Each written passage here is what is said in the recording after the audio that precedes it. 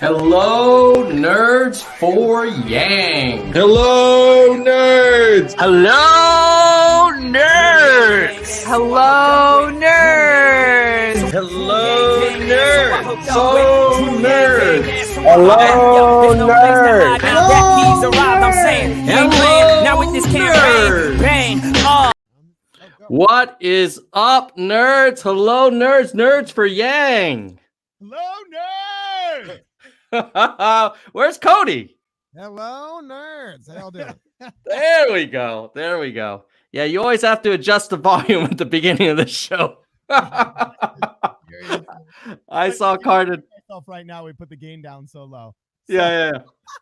So, well, guys, I know we had a really fun conversation when you were kind enough to have me on PSP. Yeah. And so I've been looking forward to getting you guys onto this channel.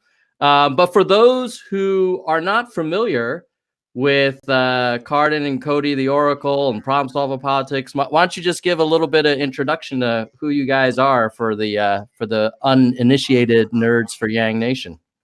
All right. Hey, Cody, you want to do it? You want me to do it? I feel like I can probably get a shorter answer across, and then Okay, fine. You can do it. That's probably true. Biography version. Problem Solver Politics. We started, I think about March of this year. Probably after the Joe Rogan podcast with Andrew Yang. We wanted to do a political podcast. Didn't know what we wanted to cover yet, and then we just started talking about Andrew Yang, and then following him and his campaign, we've kind of morphed into now we're covering the 2020 Democratic primary, primarily focusing on Andrew Yang. And also a lot of focus in the YangGang, kind of the grassroots stuff. So we make YouTube videos and do a little bit of stuff on Twitter as well. That's the most part. And we also stream on Twitch. But mainly are just kind of following the YangGang movement and then also just this absolutely insane 2020 primary season at the same time. So that's my most succinct way. Now, Carden, what do we do? Who are we? I defer to the wisdom of Cody the Oracle. You know. Oh, actually, no, yeah. I'll accept that answer, by the way. It will actually even started earlier than that. We together I had a show called Problem Solver Politics on FM 98.1 in Los Angeles, and Cody was my board operator. And that's actually how we met at the radio station. And we were kind of frustrated that we wanted to talk more and wanted to express our opinion more, but a once a week show on Sundays just wasn't enough. So we said, hey, let's team up and let's invest mutual resources and let's make a political podcast. And we were definitely early adopters of Andrew Yang in the sense that, nobody would cover him. It was actually kind of weird. We were almost wondering if we were doing something wrong when we made those first 3 or 4 videos about Andrew Yang, but the views were literally exponentially higher than any other video we did. And we realized immediately, whoa, there's a large amount of people that want to hear more about Andrew Yang and want to see some investigation done into his policies and his ideas, because he was a really policy heavy candidate there at the beginning. We jumped on back when he had less than 100 policy proposals on his website. And I think it finally at its peak went up to almost 140. And now it's settled somewhere in the middle. And so we actually started our channel by doing policy analyses. If he said, okay, is everything he said about nuclear power true? Would it be better environmentally or not? And I'm a huge fan of nuclear power and so on and so forth. So it was actually policy videos that put us on the radar. And then we liked it so much, we started just doing daily videos, and it kind of became a little bit more newsy. But yeah, that's us. Yeah, man, you guys are awesome. I remember when we started Nerds for Yang, when I started Nerds for Yang, there weren't a whole lot of other channels doing Yang content. Oh yeah, it was great. Yeah.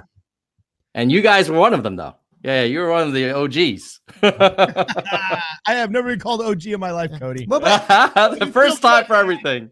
But it was funny, like you said, it was all the way back 6 months ago. There just wasn't really that much stuff online about Yang, and you've seen already in that brief period of time how it's grown from who's this Andrew Yang guy to now we're actually seeing him move up and up and up. And then it's actually been a crazy, I don't know, I want to say 30 days almost for Yang. It's kind of building to what's happening now, but very cool stuff. Yeah. Oh, by the way, Cody, people are saying that your volume is a little low. I know. I don't know if it's any better. People are saying it's better because. Oh, now they're saying it's fixed. I don't know what you did. I am basically pinning everything, but it's working. It's just we're using a different. We're using the software, so I had to figure out where I can actually see my level. Should be better now, though. All right, they're saying it seems okay-ish now, There we go. and nobody ever complains about me being too quiet. I was listening. I was like, he comes through very loud and clear. Yeah, there you go. There you go. So we have so much to talk about. A lot of stuff. I have one topic that's been sort of simmering this weekend on the Nerds for Yang channel. And since Cardin, you were talking about how back in the day you guys would kind of talk about policy in detail. Okay. There is a really interesting debate, as you guys know, within the Democratic Party about like the different flavors of let's just say healthcare reform. Yeah. And whether Medicare for all means single payer, means a public option, means something else. And all the candidates, when the reality of their plans are getting scrutinized, are having to roll it back and start saying, well, by this I meant, and there's about 15 different revisions that 10 different candidates have made all within the past 10 days. Yes, exactly. And so I was curious, like, what do you guys think? Like, do you think this is like a big deal? I mean, part of me feels like, oh my God, like in the general election, all of this conversation is just going to be kind of dragged to the center because I don't think the country's ready for the most, let's call it progressive proposals. But what do you guys think? My answer is probably going to be very unpopular. Cody, do you want to give your answer first? Yeah, sure. Okay. I would say the biggest thing here, you're talking about that, I think, because one of the big, I would say, sticking point issues seems to be, it seems like a lot of people, as you mentioned, are talking about reforming healthcare in this country, but no, we're talking Medicare for all and the best Medicare for all plan, where, like you said, I think the conversation in a general election is going to move to what is the kind of medical or healthcare reform we need in this country to better cover people. Because like there's a lot of little things, for example, like if you get shot and go to a doctor, they won't turn you away at a hospital and say, well, sorry, man, you're insured. You know what I mean? Like there's stuff we need to fix, a lot of other stuff, and not worry about. It has to be the perfect Medicare for all system. Otherwise, forget it. We're not going to help anyone. So I think what you saw, because one thing I thought was funny, actually, I don't have the clip here. I don't like pulling clips up, but Andrew Yang in the interview with the woman she has on Medicare for all, and he said, I thought it was really funny the way she kind of turned on him, where he said, she's like, so you support Medicare for all? He's like, well, yeah, but I think there still would be some kind of private option. She goes, well, that doesn't sound like Medicare for all. And I'm like, wow, she means like Medicare for all, man. Like you're getting Medicare. And I thought it was interesting how that's the way the conversation's gone. Instead of, like you said, how can we reform our healthcare system so it helps the most people the most efficiently, and not how do we get the best Medicare for all system? Because those aren't the same thing. And I don't want to, this is where I get into the editorializing part, but I do believe a little bit of it is like, if you have been fighting for quote unquote Medicare for all for 15 years, it feels like, I can see why there's some people who just want to push that over the finish line. And they're like, nope, this is what Medicare for all is. And we have to get it through because I've been trying to do it for 10 years. I'm feeling some more frustration like of that sense than I am people who are genuinely coming with good faith arguments about Medicare reform. Again, that's editorialization, but I do feel like sometimes people look like, well, you're giving up Medicare for all. Then it's like, hey, maybe if we have to give up Medicare for all to fix our healthcare system, that's not the worst thing ever. So that's kind of my response to it. Yeah, I kind of. Oh, go ahead, Cardin. I was just gonna say, actually, wow, Cody and I are pretty close. To me, it seems like since Bernie Sanders created this whole Medicare for all term when he first proposed it in 2015. And the Democratic Party has been driven so far to the left by activism. And the polling data shows that amongst Democrats, oftentimes their number one issue is healthcare. And the term Medicare for all, for so many years, ever since Bernie Sanders coined it, really kind of is the cream of the crop that rose to the polling top. So all these politicians realized, if I'm going to play in this game, I have to have a Medicare for all plan that polls well. But I believe, see, this was interesting, I am hyper progressive when it comes to the belief that healthcare is a human right. But at the same time, I am hyper conservative in my understanding that free market capitalism innovation and entrepreneurship is what's going to get us there, not a government program. And when Andrew Yang, it's actually my biggest disappointment with Andrew Yang's candidacy is his commentary on UBI, saying that like really the government's not good at much of anything. Like he literally has come out and said the government, one of the few things government is good at is big check writing programs. I mean, there's literally, I have clipped Andrew Yang saying one of the few things government can actually do is big check writing government, or big check writing plans. So we should try and take off the table any other large delivery program. And he was actually referencing welfare programs at the time. You know, we should take off the table any other, you know, goods or services delivery program and just get to check writing, because that's the only thing that our government can do. And this idea that you say that about UBI, but then think the most important goods and services delivery program, our medical system, should be delivered by the government, it is actually wild. That it's just the biggest amount of mental gymnastics. And I've had he supports the private. He supports no. And see, what's interesting is he did say, okay, we need a Medicare for all system, right? Without having said with a private option. And then once he was grilled, you see him walk it back, and he had his famous comment where he says, well, I believe in the spirit of Medicare for all, but there would always I don't believe in getting rid of a public option. And since he didn't articulate in the beginning, a lot of the progressives said, oh, well, then you're not really progressive. And it caused this big, silly hullabaloo.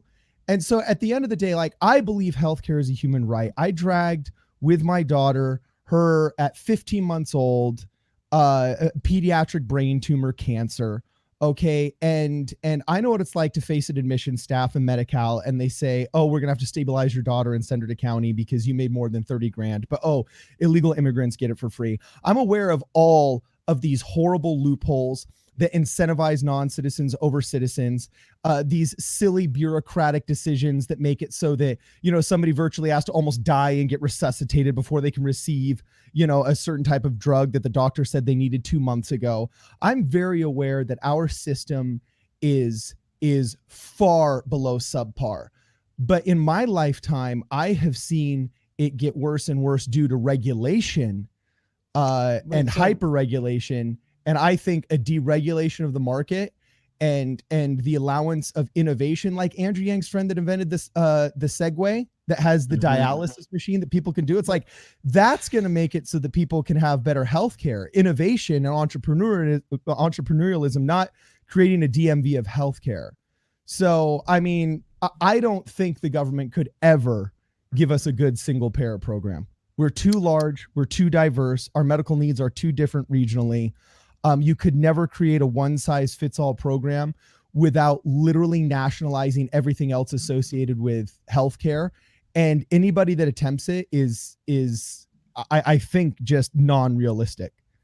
And it would create widespread disappointment. It's really interesting, this topic, because it's so complex. I was actually having dinner last night with a person who works in the insurance industry.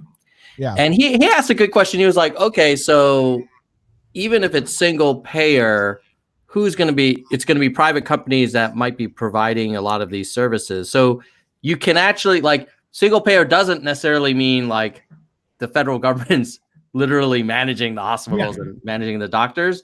But I also agree that the notion that of running a general election where you tell everybody 150 million of them are going to lose their employer-based healthcare and they just have to trust you. Yeah. I don't know, man. I'd rather, if you're going to go bold, I'd rather do UBI for everybody than say everybody loses their private insurance, you know? A really good point. Yeah. I think it's easier to go to people who aren't necessarily voters and aren't necessarily politically engaged and are out of the cycle. It's easier to go to them and say, hey, I want to give you $1,000 a month, than it is to say, hey, you know this healthcare debate? Yeah, what's it all about? Oh, we're taking your health insurance. Wait, what? I haven't even paying attention. Yeah, it's gone. We're going to give you government health insurance. Well, I don't want that. Too late. The election happened. Like, that will freak people out way more than, oh, we're giving you $1,000 a month now. And I'm like, oh, because remember, I think someone pointed out roughly, like, what, 44% of the country votes? A majority of people just sit at home and let whatever happens, happens. And a good way to motivate them against you is to go and say, oh, yeah, by the way, I'm taking your health insurance. And they're like, I don't know why. I'm out of this conversation. What's going on? You're taking my insurance. It's a great way to motivate debates against you. I think that's what you're saying. It's really funny. I think. Well, and also, like, I'm totally all for let's do UBI. I love UBI. I read On Capitalism by Milton Friedman just in my studies of Andrew Yang. Okay. I mean, that's how geeky I went down this rabbit trail.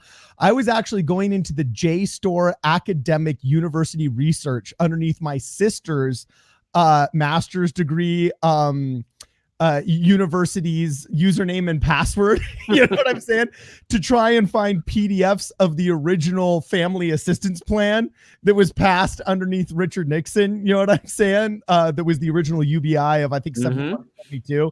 Like, I mean, I've studied the absolute crap out of UBI, and what's interesting is I'm all for it. And I think the spirit of so much of what Andrew Yang does would support this. I'm all for saying, like, okay, we're going to have UBI, this like your personal UBI that you get, right? But then also, why not have a medical UBI? It's just a health savings account. Like, I mean, Ben Carson suggested this. Steve Knight in California suggested this and actually developed a program in which every Walmart, Target, CVS, Rite Aid, and Walgreens would have a super pharmacy with a nurse practitioner present, because 85% of our emergency room visits are non-emergencies that could be handled by urgent care. People forget we already have a Medicare for All program in this country, and it's the fact that emergency room ethically cannot turn you away. And the abuse of the emergency rooms drives up our not Medicare, but our medical costs that taxpayers pay so much. Whereas if we could offload that burden of what is truly urgent care and not emergency room, everybody would save money. And there's companies that are willing to do this. And if everybody had an HSA account, a health savings account that's kind of like medical UBI, that received, you know, the $500 a month and had rollover and so on and so forth, so you were rewarded if you had a healthy lifestyle. To me, there's kind of like a spirit of UBI in that. And it would allow now, instead of so much government intervention choosing what device they say yes to and what device they say no to, what medicine they say yes to, what medicine they say no to, instead of having all that hyper regulation where you're not allowed to compete across state lines. That's why Orkin employees have to get Blue Cross of Georgia, even though they live in Southern California, because they work for the national company and all of that garbage. If we got rid of all of that regulation, everybody just kind of had a UBI health savings account, and then the market was allowed to compete. I mean, nobody would have to be staying in a soul-crushing job just because their employer-based healthcare covers their mother's dialysis, when we could just use our health savings account to buy the dialysis machine. Yeah, my sense for this kind of thing is it's such a complex topic that there isn't going to be a silver bullet. Like, just because they're single payer doesn't mean suddenly the costs are going to be, you know, cut in half. And just because we increase competition doesn't necessarily mean that we will be able to kind of bend that cost curve. I think this is going to require probably a all of the above effort, you know, where we go after the payment system, we go after competition, we increase more innovation, also increase our own health before we have to go to the emergency room. But this is the thing that's interesting is that there's the policy, but then there's also the labeling of the plan. And this weekend I got a little taste of a lot of the spirited opinions about, you know, and there's reasonable, you know, good intentioned people who are saying, hey, you know, Yang is not for single payer. He's okay with private insurance going on for at least a while longer. And therefore, he should not say in his advertisements that he's for Medicare for all. He should make it clear that he's for a public option that anyone can use Medicare, but that's not Medicare for all. Yeah. And I was curious, like, what do you guys think of that? Do you think he should just change how he talks about it and say he's against Medicare for all?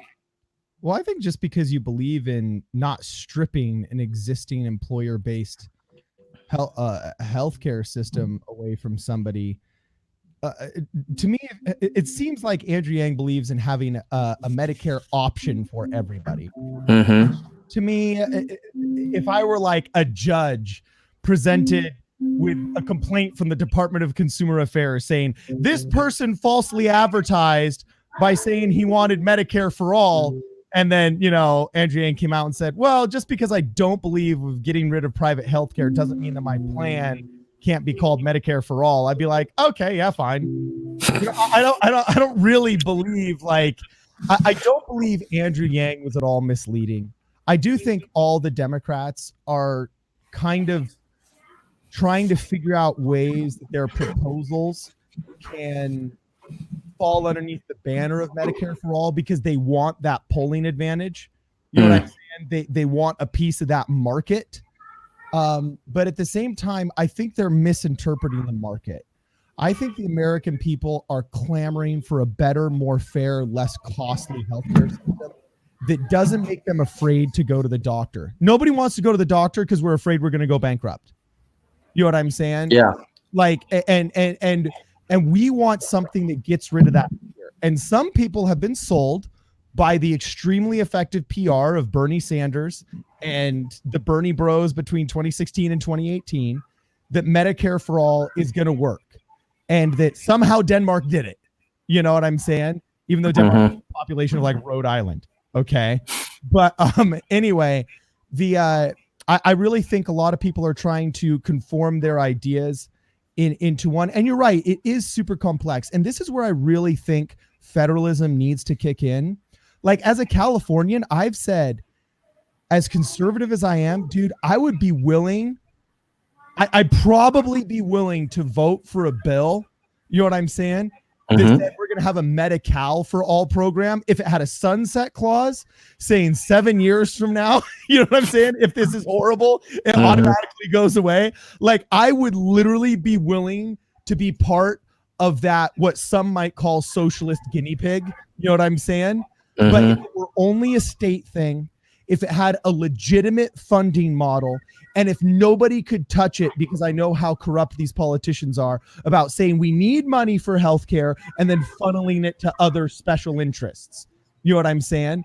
So it's like, I think the American people, they're open to anything. They just need to get the costs down because they're tired of getting stuck in jobs where healthcare pays for the prescription drug that they couldn't afford that their husband needs. You know what I'm saying? And they'll do it as long as he needs that medication. And they're fearful every time Congress gets in session that they might change it. And also, I do say on the flip side, if we went my dream route and kind of deregulated it and let competition kick in and everything, this might sound draconian to other people, but there's only one bureaucracy I would be willing to form.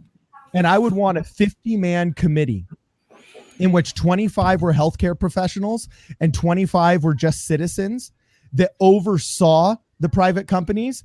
And if you did something like the jerk that bought the patent to the EpiPen and then raised the price like 5,000%, you know what I'm saying? Like, they would have the power to indict you for a federal crime. You know what I'm saying? Because healthcare is too important. It is different than buying the rights to Michael Jackson's Thriller and selling the DVDs for $20 instead of $5. You know what I'm saying? Like, you need to have a profit incentive in healthcare that encourages research and development. But at the same time, some of these companies, their price gouging is so horrible because they know magical government money will kick in. Just like universities and their tuition skyrocketed over 15 years because FAFSA was giving out free money. The cost that these hospitals charge people and gouge them for even basic simple services. You can go get an immunization that costs $15 and walk out with an $800 bill. You know what I'm saying? And so the price gouging that happens from some of these capitalist institutions frustrates me so badly. I look at them, I say, I don't defend capitalism, so you can act like a pig. You know what I'm saying? Yeah. And there would need some kind of oversight to keep the EpiPen disasters from happening again. Yeah, I think if you polled the average voter on the street and you said, what is it that you want in terms of improvements to healthcare? I agree with you. They would probably say, well, I don't want it to be so expensive. I don't want it to be so complicated. And I want to be healthier as a result. Yeah. I don't think that they would say, God damn it, it must be single payer or nothing. You know? because like I think Americans are pragmatic folks and we want results, and we're not in love with, you know, one approach or another. And it's interesting, you're talking about digging up old bills. So this weekend I was looking up in 2006 the Medicare for All Act, which was sponsored by Senator Ted Kennedy. And that one very clearly allowed for private insurance to continue, but it said, hey, anyone can get Medicare if they want it. Okay. So I also would challenge the notion that somehow Bernie's Medicare for All Act is like the only one. That's the litmus test. And if you don't sign off, initial every page of his bill, somehow you're against Medicare being available to everybody. Yeah, but that's kind of what it's become. And people forget that people don't remember, like, nationalized healthcare has been proposed multiple times. I remember when Hillary Care was kind of like a thing we talked about for 1990s. You know, yeah, you mentioned the 2006 Ted Kennedy bill. All right. There was efforts in the 60s and 70s. Oh, yeah. To nationalize healthcare. And so it's not like the Bernie Sanders brand of it is the only brand of it. I definitely, this is one of those things where, I mean, I give people a lot of leeway in how they feel on healthcare, though, because it is such a deeply personal issue. And so many people have been stuck in situations where bureaucracies have chosen whether or not people basically live or die. You know what I'm saying? And HMOs can quickly dwindle into mathematical equations about the worth of human life. And also, nobody's really studied why all of the Scandinavian nationalized healthcare programs have failed. We've studied why they've implemented them, but we haven't studied why they failed them. And it's basically because academia ends up running the ship, and you literally start developing a system in which people make only cost-effective decisions. And you know what? Sometimes keeping grandpa alive another 10 years on an expensive prescription drug isn't the most cost-effective decision. So we're going to choose not to give it to him. Sorry. Goodbye to grandpa. You know, and people don't realize that that's like actually where these hyper governmental systems always veer. You know what I'm saying? People talk about the problems of art by committee. Like, imagine healthcare by committee. You know what I'm saying? And a committee that's not emotionally invested in your success or your longevity, nor the longevity of your loved ones. They're interested in the bottom line. And that's not the kind of world I want to live in. I live in a world where I want people to have fighting chances. I live in a world where somebody that's dying of cancer should be able to choose to take some weird revolutionary drug that a company's come out with and said, you know what? I don't know if this will work, but let's give you a shot. I'm a man of fighting chances, and you don't get that in nationalized healthcare often. Yeah, I agree with you, Cardin. I will disagree with you on one thing, which is, as the closet libertarian, I'm not entirely in love with the idea of that 50-man panel having super authority over. I haven't completely thought that out. I'm kind of spitballing that one. All right.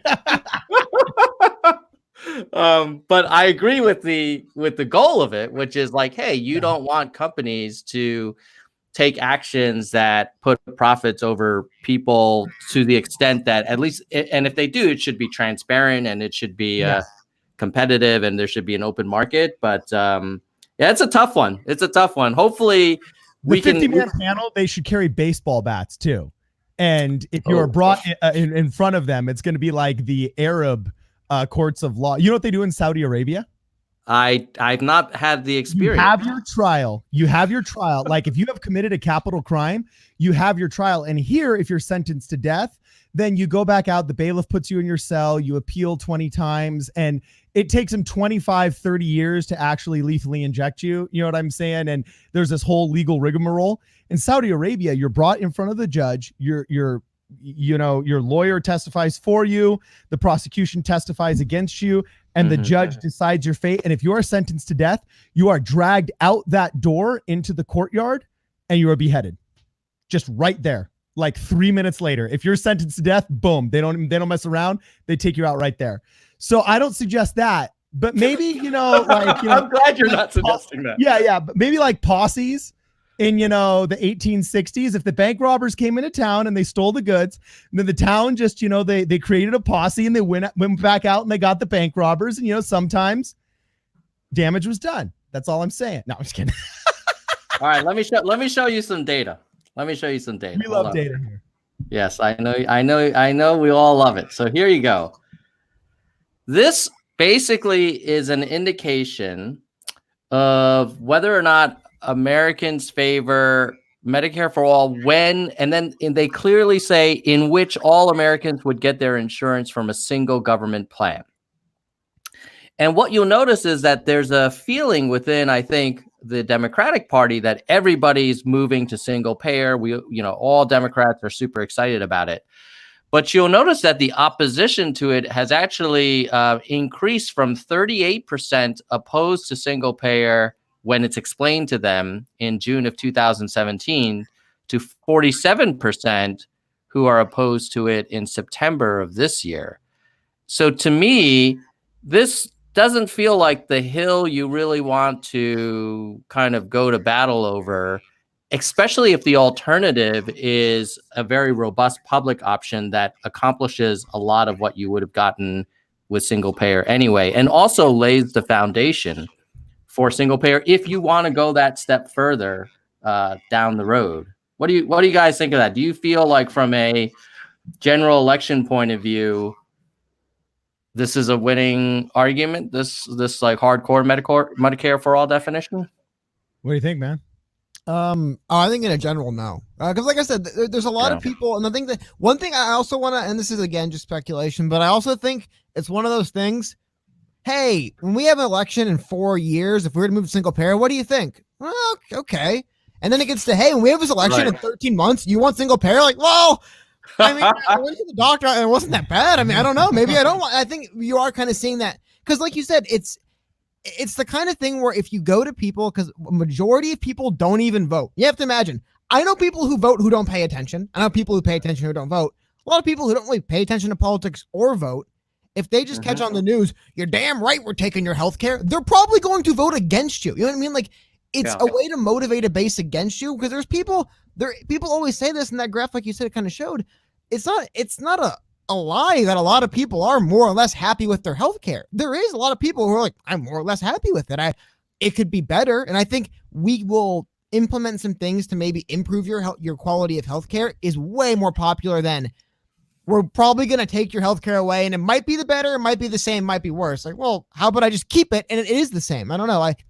Like I said, when you move to a general and we're moving between there isn't 5 different Medicare for all options on the table. Someone's pushing it and someone isn't. I think it's a way to get people who aren't exactly voters also to vote, because they're on the idea of, I don't really pay attention to this stuff, but they are taking my healthcare now. That is what's happening. I don't want this. And I think that is the danger you run in a general. You don't run in a primary, because in a primary, it's 8 people arguing their Medicare for all model, right? Yeah. When you get to the general, it's I don't want to take your healthcare and I do. And your average person who doesn't care, I think that's enough to motivate someone who goes like, politics, how much does it really affect me, to I am going to vote against the person who's taking my healthcare. I think that's just kind of from a general election. I'm kind of long there, but from a general perspective, that's what I think. Well, and I got to say that go ahead, I really think that Andrew Yang needs to hire Cody the Oracle as a consultant. And this is the only reason why I say it. The political class is constantly run by idealists. Because if you're kind of an idealist, like me, to a certain extent, I'm an idealist in the sense that I believe in good government. And I believe if you get involved and if you're active in it, that you can drive the conversation towards a better place. Okay. And you can improve society.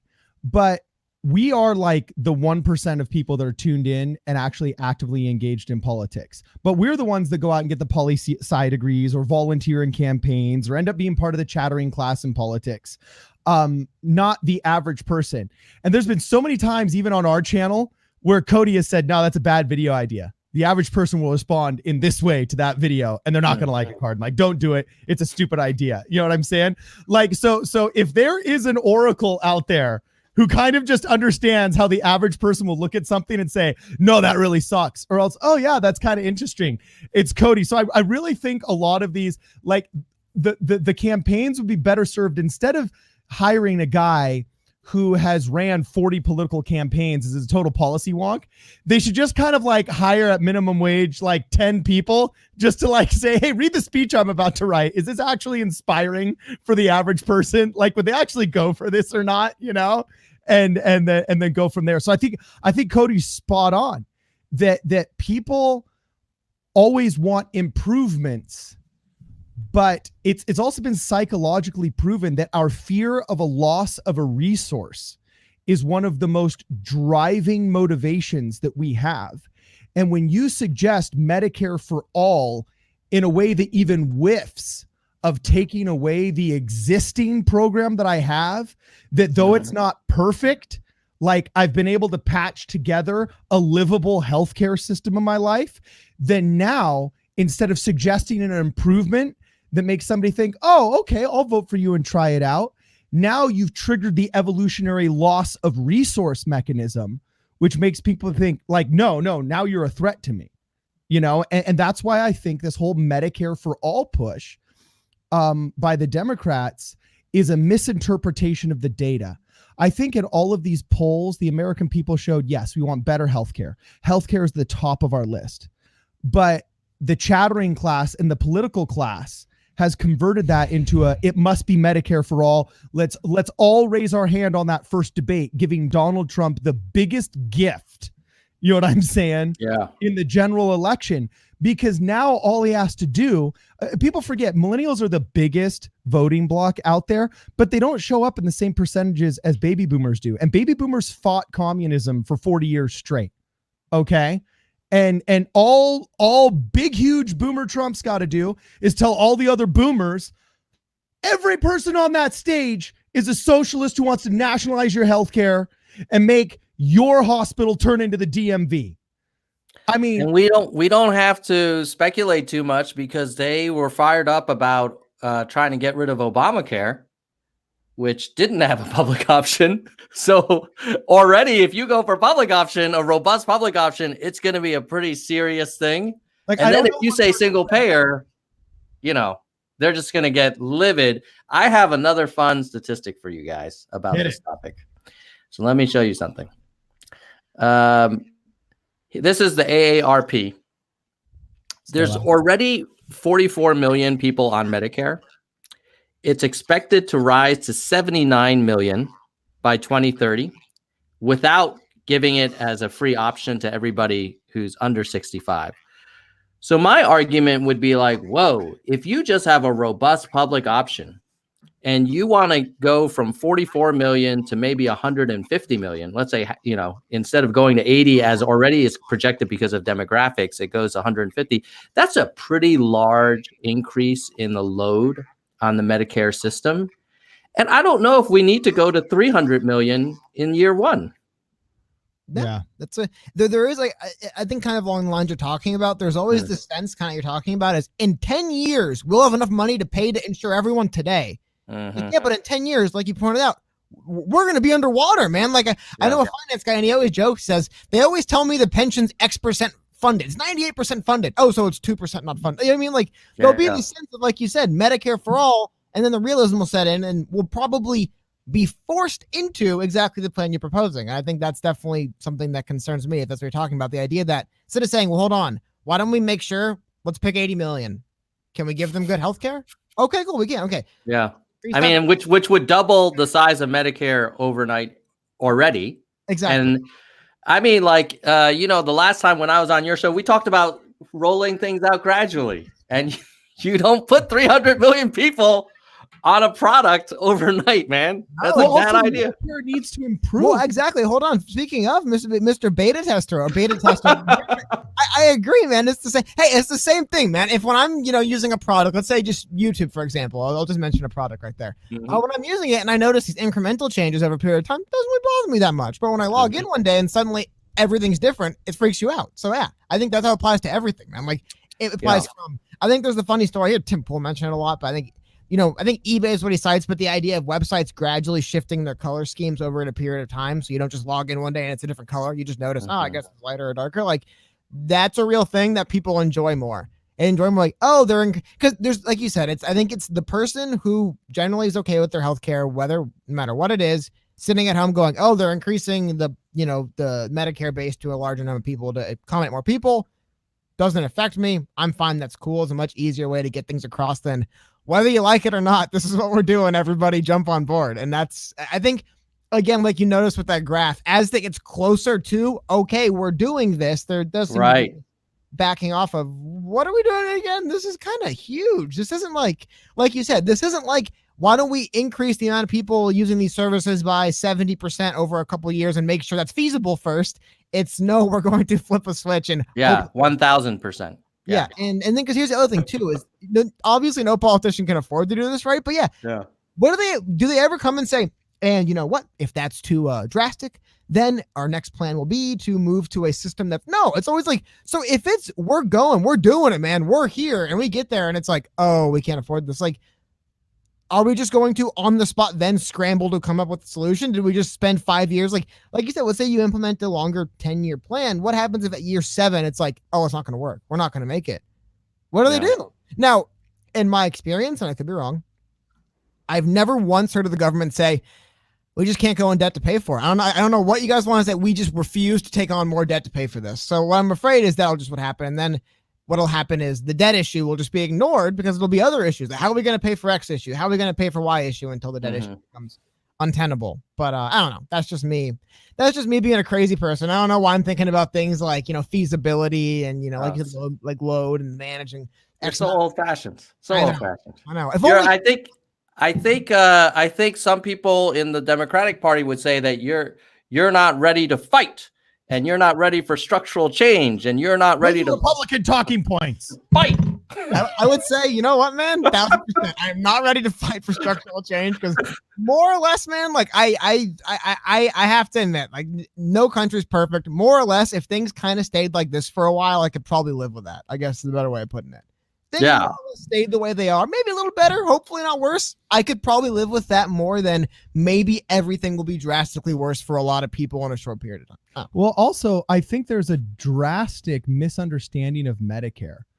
Like people, when they hear Medicare for all, like they literally think the government's going to take care of them, and they don't realize, like, if you just type into Google Medicare, okay. It's a federal health insurance program for people 65 and older and certain younger people with disabilities. It also covers people with end-stage renal disease, also known as permanent kidney failure requiring dialysis. Medicare is not part of the health insurance marketplace, right?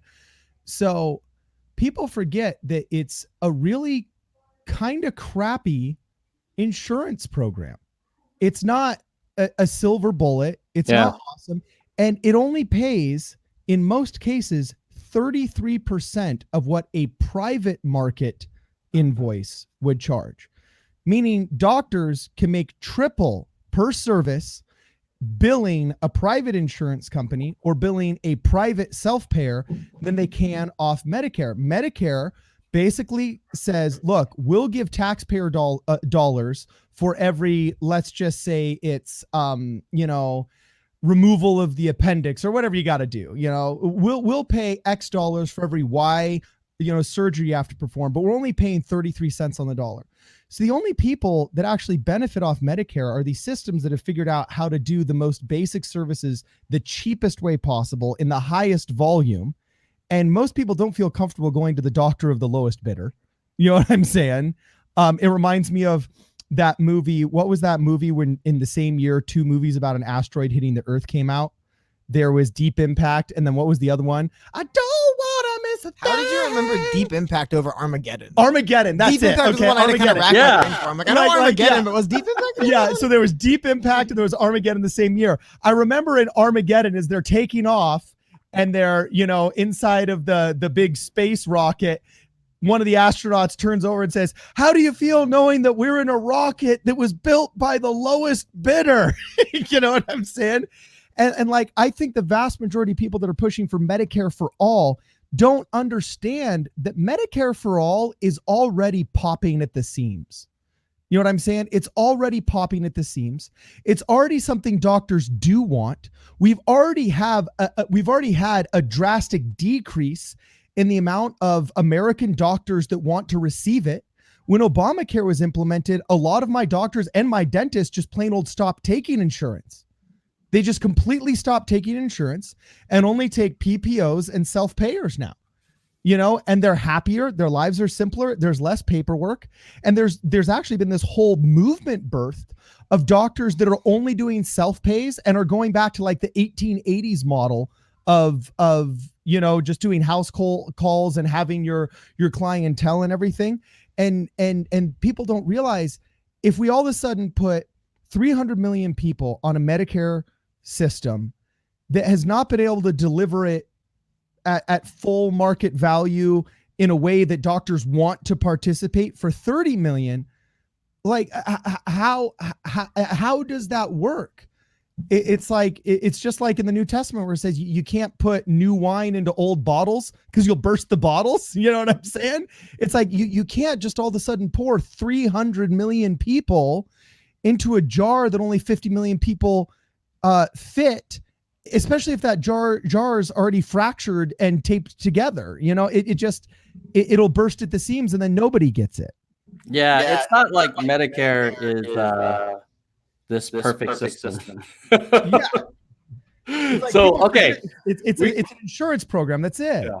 So let's move off of healthcare, because we could talk about all of the different angles on healthcare for a while. But I wanted to shift gears and talk about a number. Okay. What's that? That was I was pretending we're shifting gears. Okay. I was like, that was my act out, bro. I thought this was like some kind of new YangGang sign. I was like, shit, I don't know what that means. I only know the claw. Now we're shifting gears. You take the claw to shift gears. You're so old fashioned, man. You love the manual transmission. I love it. All right. So 85 is the number. 85 days till Iowa. Oh yeah. That's actually coming up. Yeah, it's like not far at all. It's like 85. Wow, yeah. And so I was curious, like, what do you guys think? How are you feeling about the state of the Yang 2020 campaign? Because it's like we're on the bus going to the stadium. Like, it's happening, man. Like, yeah, honestly, I think it's a lot of stuff built towards what's happening between the 7th and the 14th of November, which is $1 million to basically plaster the state of Iowa with TV ads featuring Andrew Yang, using a advertising firm that he poached away from Bernie Sanders. Not poached away, that's a bit of optimistic, but basically the firm that helped Bernie make his 16 message is helping Yang make his 2020 message. And for everybody guys that don't know this, they put together the ads that have been running at, I believe he spent about $1 million-ish to run these ads for a week in Iowa. So the result of these, because I don't know if you've noticed, a ton of polls have come out in the last week, I would say, that kind of were charting mostly mid to late October periods, sometimes later October to very early November, but that chunk. And you'll notice Andrew Yang took an absolute beating in those polls, basically fell down to 1-2% again. yeah. My belief is because this is basically, that was the 2 or 3 weeks where he was hiring this new firm. They were filming new ads. They weren't really as high profile as they'd been.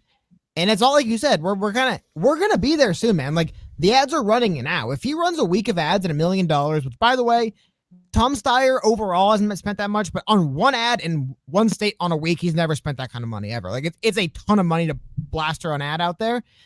If that moves him up to 6, 7, 8%, then holy cow, it's happening.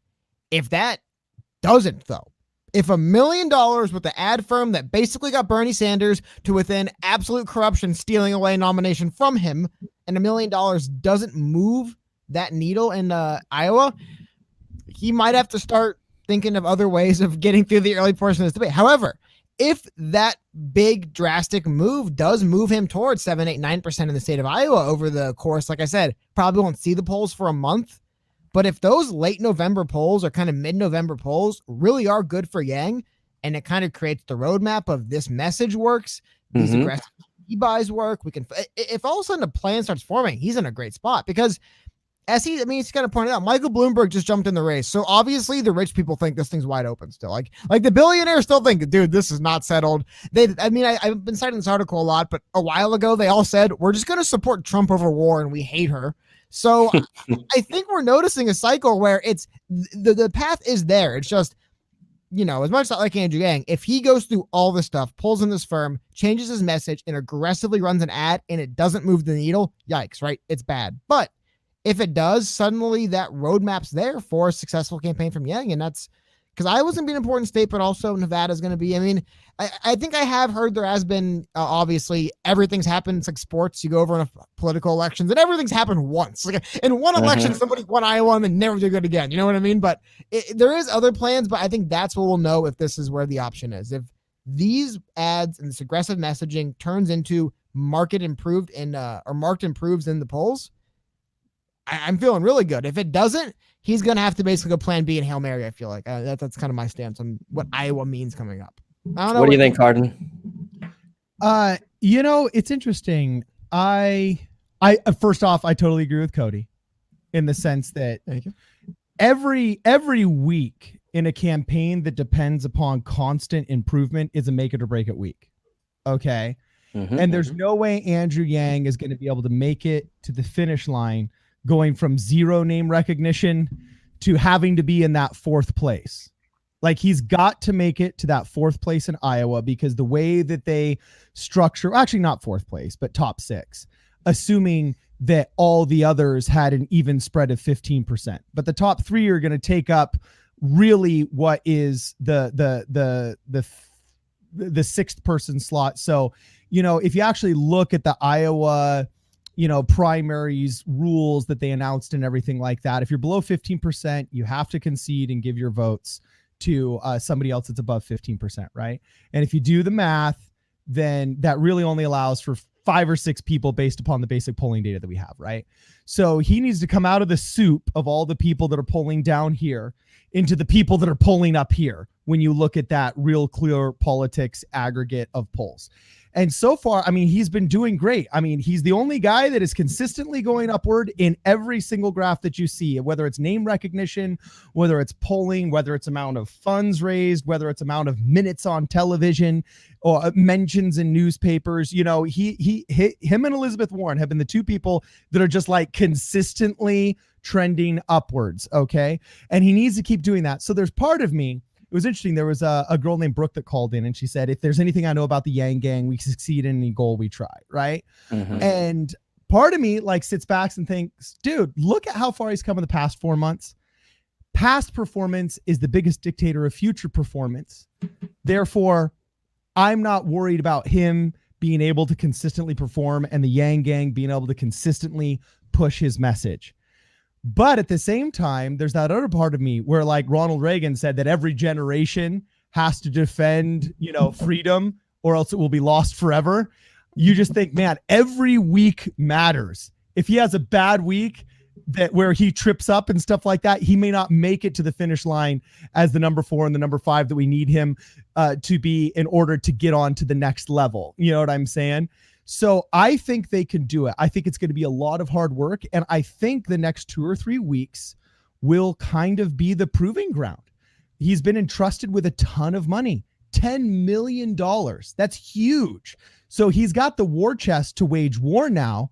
Let's see what he decides to do with it and how effective and out of the box and or traditional, he is. I'm strangely not worried, while at the same time thinking, oh, bro, you better work hard. You know what I'm saying? That's my feeling. I got another number for you guys. And I don't want to be the Grim Reaper.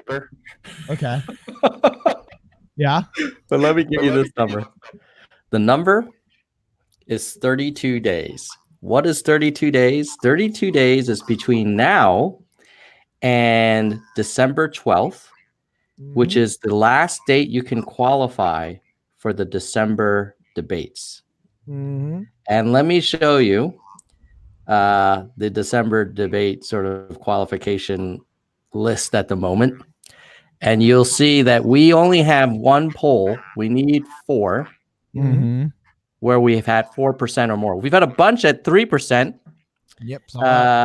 And we've had some state polls at 5%, and it's almost like the gods have just really turned their stick on us, in that we're 1 percentage point off the state poll requirement and 1 off the national. But I mean, 35 days to land those 3 polls, that's not going to be easy because we don't have a history of going over 4% in national polls. You know, we had the one Emerson one, which we all will remember forever, at 8%, and that was amazing. Yeah. But I kind of feel like now is the time to kind of leave it all on the field. And frankly, if he spent all the 10 million in the next like month or 2, I would be fine with that. Because right? Because what's the point? What's the point in having a couple million left in January? Who cares? Like that we need it, because if we don't actually, we talk about Iowa a lot. If we don't get on that debate stage in December, and it's just those 6, Biden, Warren, Sanders, Buttigieg, Harris, Klobuchar, that's going to be tough, man. That's going to be hard to sort of reverse that vicious cycle, because I think people will be less likely to give, and it'll just sort of be this self-fulfilling prophecy. So with that said, I do want to do a public service announcement. Go for it. That people should donate to Yang 2020. If they are going to donate, they should consider doing it through our customized Act Blue link. Oh, yes. Yes. So there's the one below, and that 100% of that goes to the Yang campaign, but it counts towards our Secure the Yang challenge, where if we get 50K, we can get them back on the show. And this time we're doing kind of like a group challenge. So we've got Kai, Watson, and Paget, and a whole bunch of other people, like 12 of us, I think, total. And I know you guys, I think we'll have to try and get you guys in at the next challenge if you're game. Yeah, sorry about that. There was just a lot. The last 2 weeks have been crazy here, so we just kind of. No, I know. Well, the good news is that Tom out over here. Donate to his link. Yes, and it won't. And the good news is it won't be our last challenge if all goes well. I'm sure. In fact, I bet there will absolutely be a December challenge, given what we just talked about. Well, I don't think. That's why I wonder, man. Like I said, I think, like I said, the Yang campaign, I think, knows this well. And like you said, burning the money. I think that's why they basically said, we are going to make sure everybody in the state of Iowa sees Andrew Yang and his vision for the future 5 times a day, no matter what they do for the next week. Yeah. And we're going to see if that, because I wouldn't be surprised if that moves the needle and they say, cool, we're spending $7 million on, ads on all these states and plastering it, because like you said, it is literally within many points of the margin of error in these polls, whether he's making it to the debate or not. Like, it's so close. It really could be the thing with. Well, also, that if it works, tip over could be the big thing he needs. He needs to just get a teeny push. And I think spending all the money might actually be the big push in a couple key states. It's weird, man. We're at the weirdest point, I think, because like I said, just following the campaign the last month, he had been bringing in new people, hiring new people, refining. Mm-hmm. When was the last time we saw Evelyn ever had anything to do with this campaign until all of a sudden Evelyn, like they spent about a month here in October really refining what they're going to get across. Really, remember the guy actually, one of the campaign spokespeople mentioned, if you watch the ad they're running in Iowa, UBI only freedom dividend shows up in text briefly once. And that's intentional. We want to kind of like they all of a sudden, it went from this kind of pirate ship, how do we get Yang's name out there campaign to how do we want a primary that can win? And I think we're watching that last month was the transformation from how do we get his name out to how do we hire the right people, bring in the people we need, and tighten this message and tighten the ship and actually have a winning plan forward. So it's just, we're like literally at like the 10 days before, but we'll know how it all goes. Right now it's hard to say. Everything is literally happening now. Well, he's also spent the money, the ads are running, he's hired the people. What do they mean 2 weeks from now? We have to just kind of wait and see, right? But I think we're kind of in that point right now where he's doing it. He's going all out. He's like you said, I am 35 or 32 days away from missing this December debate, where even if I do raise all this money and I do well in Iowa, if I miss the debate, it doesn't matter. I think he's realizing that, and it's weird. Like I said, we're in the midst of it. What is happening right now? And it's tough. I will say just anecdotally, he definitely has in the last 30 days as well. And I wonder if it's just hiring the right people and playing ball with the right people the media hasn't warmed up to him all the way, but I've noticed the last 30 days, he's doing a lot more hits on CNN. They're inviting him to MSNBC. It looks like a little bit more. We're getting these news articles. Andrew Yang's going main. Like it seems like people are realizing we're getting down to the field. Beto just like people are, that might just be, well, crap. I used to talk about Beto every day. Who do I write about now? You know, but I think we're getting to a point where it does seem like it's morphing from the Yang 2020 movement to the Andrew Yang's 2020 presidential campaign. Does that make sense? It's less the YangGang movement and more the here's my legitimate, serious, earnest shot at the presidency and shot at the primary, which eventually he was obviously going to have to make that shift. And I think he has now. Is it going to work? I have no idea. I think it will, because I think he's actually running in one of the weirdest primaries in a while, where there's a party with no leadership, it seems, at all. And they're really Michael Bloomberg, one of the richest Americans, just enters a presidential race 5 debates in. Why? Like what? How can? At what point? Like Andrew Yang, I almost wonder. You know the meme of the guy and he's like crying and he has like the straight face mask over his face. When Andrew Yang said, "Oh, you know, money can't buy everything," and Michael Bloomberg's got his. I almost wonder if like everyone saying that has like the straight face mask. And they're just like, please don't let this billionaire come in and just spend $100 million in ads and blow us out of the water. You know what I mean? Because it really is the weirdest primary I've ever seen, where Joe Biden's technically the front runner. He raises no money. Nobody likes him. He's also embroiled in a corruption scandal. Say what you want about it. I'm not going to get into it. I'm just saying his name and corruption are in headlines every single day. I've never met a Joe Biden supporter. He's literally running at a loss. He's losing money in this campaign, and he's winning. He's the front runner. They end the primary today. He's going against Trump, and it's a crown. And then you have Bernie and Warren, which is basically who's the real one? Who's got the real Medicare for all? And it's just, I don't know, man. It's one of the most bizarre primaries I've seen in my short period watching politics, but even doing a little bit reading back, like generally speaking, they don't have a field this wide open. And there's normally the establishment, like, you know, the establishment that came in 2016 said, yeah, Bernie Sanders isn't running for president. Like, it was cute, but he's not running for president. They're gone. So what happens when we get to like that? Like you said, like when you start getting to the finish line, everyone tightens up, and it's, hey, these candidates are fun, and then it's like, we got to run a campaign. Who are we going to pick? There isn't the, okay, enough playing. The establishment comes in. Hillary's our girl. That's not here. I don't know what's going to happen when it gets to the end. Is it just going to be them scrambling and going, hey, maybe they have to scramble and look and say, we think Yang can win, and they pick them? That'd be nice. That would be amazing. But maybe there's no establishment, and they look around and say, I guess they won, and I don't know, man. It's just, I think that's what makes this all so weird and hard to predict, because normally what I would say is there's always somebody in charge who makes the decision. Even when we have things like elections, those are cute, but there's always somebody at the top who goes, yeah, but I mean, Bernie's cute, but no, like Hillary's our girl. I mean, like there's typically that gatekeeper who goes, yeah, we let you guys have your fun, but no, we have to make sure everything goes the way it's supposed to go. And that seems to be absent from the Democratic Party right now, more so than we've seen in the past other presidential parties. I mean, I guess a good example is the Republicans in 2015, when they realized they couldn't keep Trump away anymore, and they just kind of caved to him. But the weird thing with the Democrats, is the inverse almost. I don't think that the party's going to intervene because of last time they got into so much trouble for kind of helping Hillary out.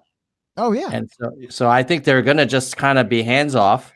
And I guess the rough part is I kind of feel this impeachment has sucked so much air out of the room that it's kind of frozen the standings where they are, because everybody's so focused on, well, what is Trump doing, and what is the whistleblower saying, and what deal did he make, with the Ukraine or whatever.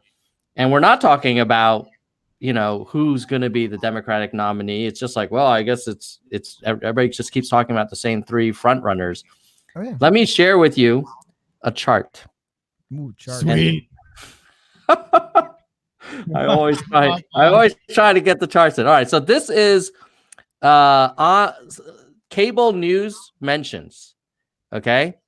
And the good news is, like, at least like on November 8th, Yang had 15, but it's literally orders of magnitude less than Biden, Warren, and Sanders, right?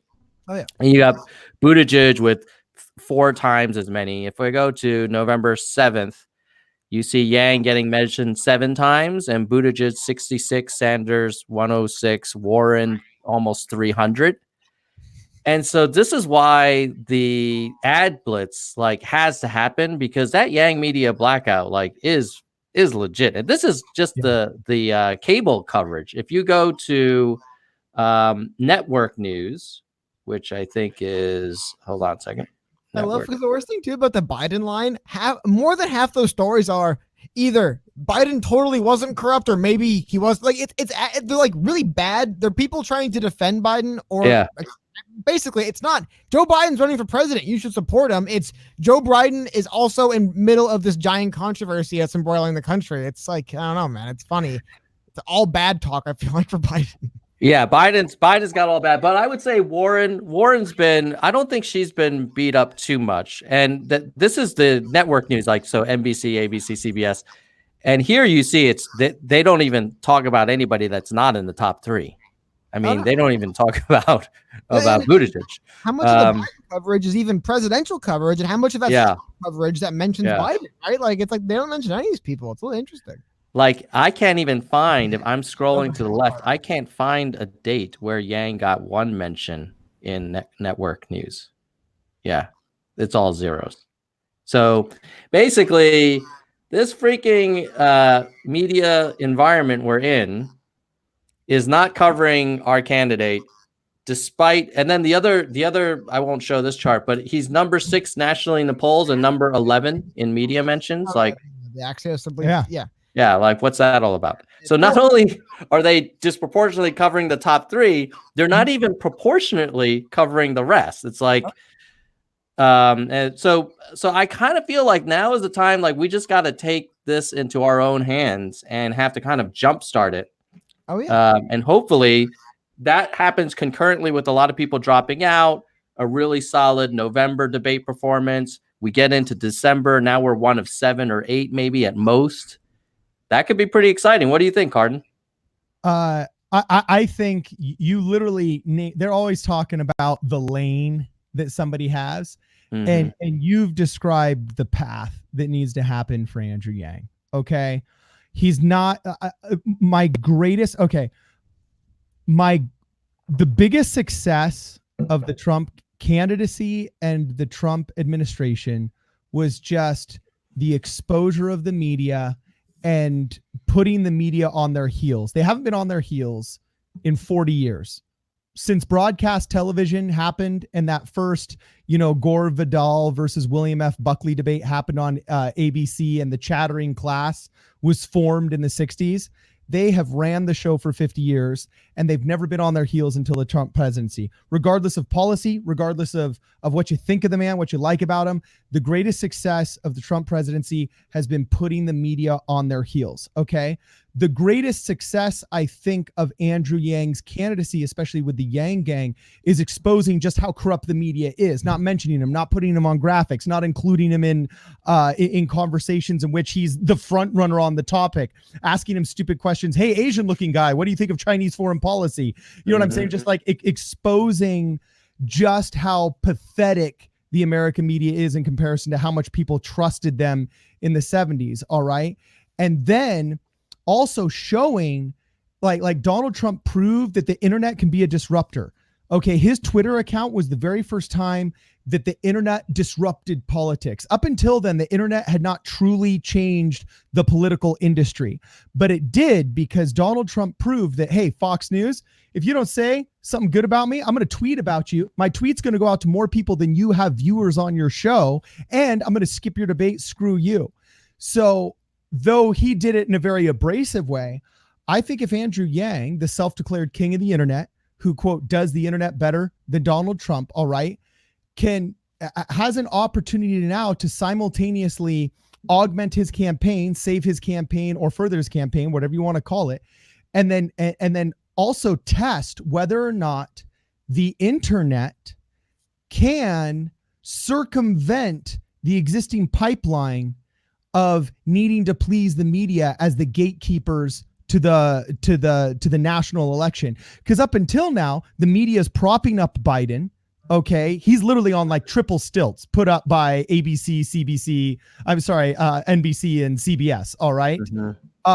They've kind of like they're down with Bernie and Warren more so than they were before, and they were straight up, CNN was running propaganda for Kamala for a long time. You know what I'm saying?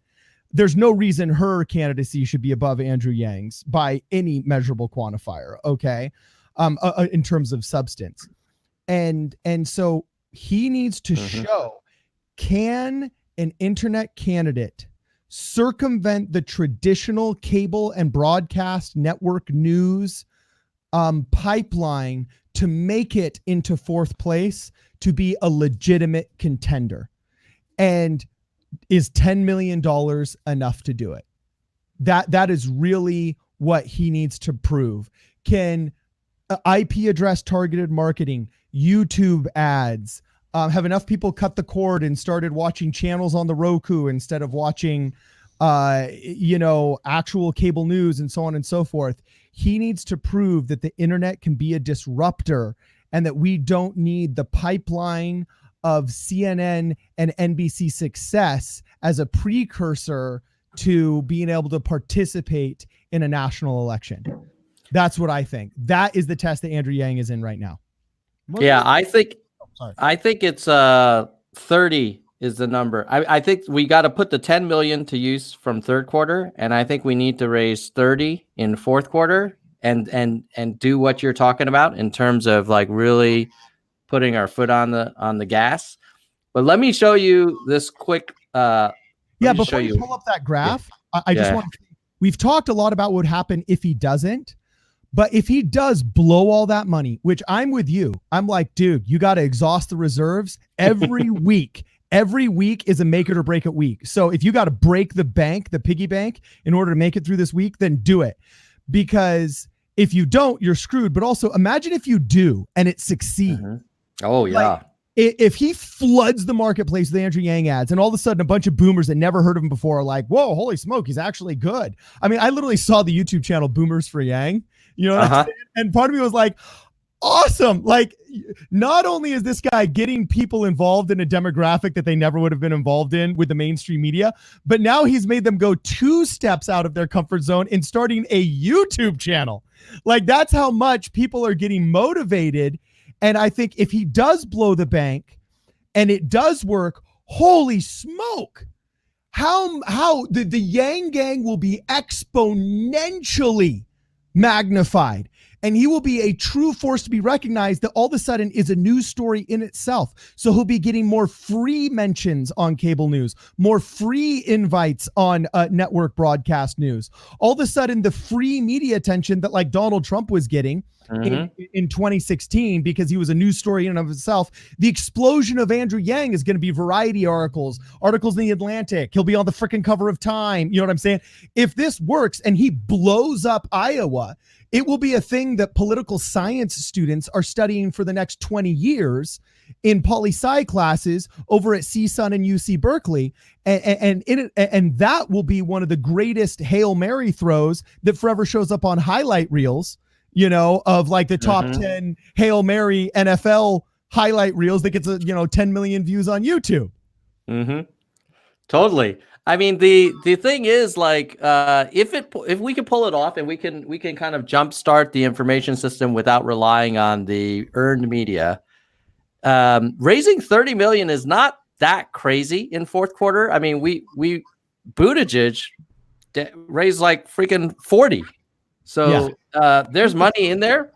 But let me show you this chart, and we'll go to you, Cody, because we haven't heard from you in a second. I know you want to get in there, but let me show you something. Let's see. Here is where did I put that? Here it is. This is Pew Research. Oh, cool. This is where Americans get their news, not people probably watching this live stream, but normal Americans. 50% is TV. Oh, normies, you mean? Oh, normies watch TV still. Yeah, they do. I mean, it's coming down. No, but this is the top, yeah. And then 33% is news websites, which also is kind of disproportionately reporting on the top 3.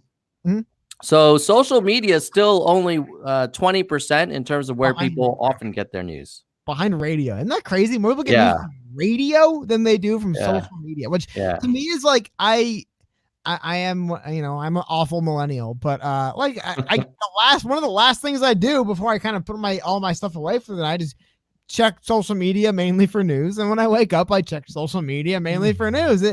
But one thing I sort of want to get to, what you guys were talking was kind of, and that even kind of shows a little bit of what I'm bringing up is I haven't really, and I think it's actually kind of the same thing I'm seeing from the other end, just because I've been really focused on the 2020 Democratic primary and Andrew Yang is our focus. Mm-hmm. So I obviously read news, but the other stuff I kind of like most people, I kind of have my thoughts already, and I read the headline and story and either go, oh, I agree 100% or this is crap. But for the most part, I'm not paying attention to a lot of the stuff going on with the greater impeachment nonsense like that.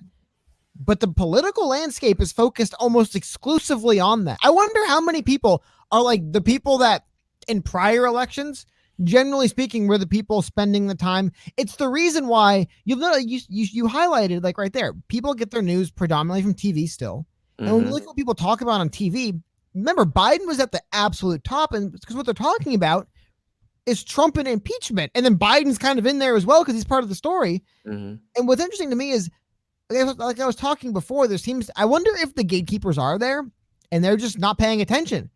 They have to get Donald Trump impeached. Until that happens, if it's 2021 and they lost the election already, they will have just already missed the 2020. Like the primary went, the election went, we need to get impeached, we got to try it again. And I wonder if there's so many people on that mission that the people that normally would be the kind of guiding hands of a primary and keep it from being an absolute nightmare like this one's turning into, they're there, but they're just not paying attention. And I wonder, like you said, it seems like this is it's sucking all the oxygen out of the room. I feel like there's people who legitimately are like, normally I cover the election, but all I've covered is Trump for 3 years. And I didn't spend the New York Times hired 8 people just to do a daily newsletter on impeachment details that I get in my email every day, which means there's 8 journalists not covering what they should be covering for a farce we all know is going to die in the Senate. But I'm not going to talk about the story itself. My point being, though, is the idea that, like you said, it seems like people get their news from TV predominantly. And if all the TV is talking about is impeachment, there's a lot of people who probably genuinely are like, oh yeah, there's an election in a year, right? Yeah, the primary is like people who normally where all of these energy and this focus would be on, what Democrat can we get for 2020 to beat Trump? Instead of that being the focus and that being the energy, we're seeing how do we get him impeached?